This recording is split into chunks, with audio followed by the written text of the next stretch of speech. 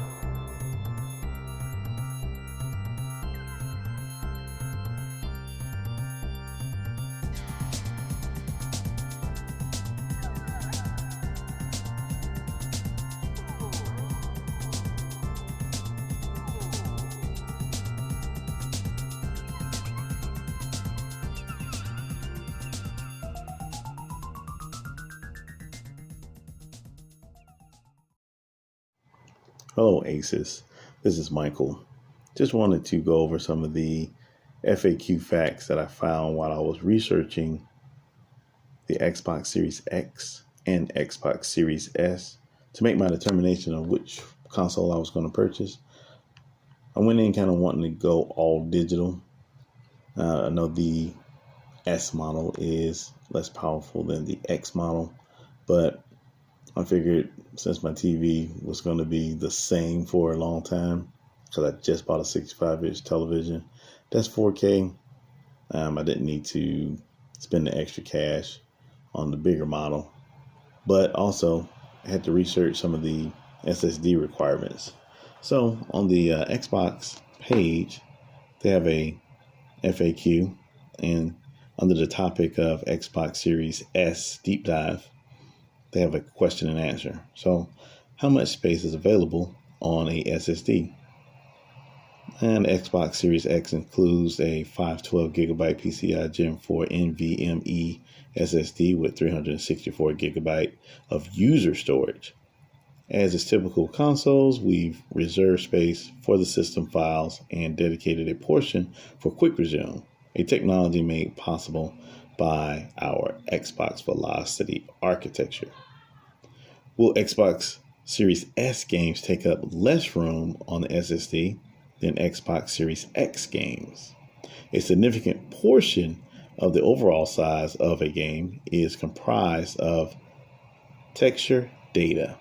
As Xbox Series S was developed with performance target of 1440p at 60 frames per second, with support for up to 120 frames per second, many games won't require their highest level of 4K textures. This results in smaller game sizes overall, often up to 30% smaller on average. Ultimately, developers will have to make the call on how to package their games. And this is probably where I started in my decision-making process. Seems that, they're upscaling on the Series S to 4K. And some of the results are really good looking on the TV that I've purchased. The TV is about 2 years old, so I just really do not plan on going for anything at this moment, and probably not anytime soon. So that was one big consideration. The stats for this current box was also another consideration. And I did go ahead and got a 3.0 USB drive to connect with about 2 terabytes of space to connect to the Series S. And so definitely wanted to go through and also look at the price of their proprietary SSD selection, and boy, is it expensive. Let's take a look at that. Going back to their FAQ, there's a section that says essentially how much will it cost for the 1 terabyte expansion card.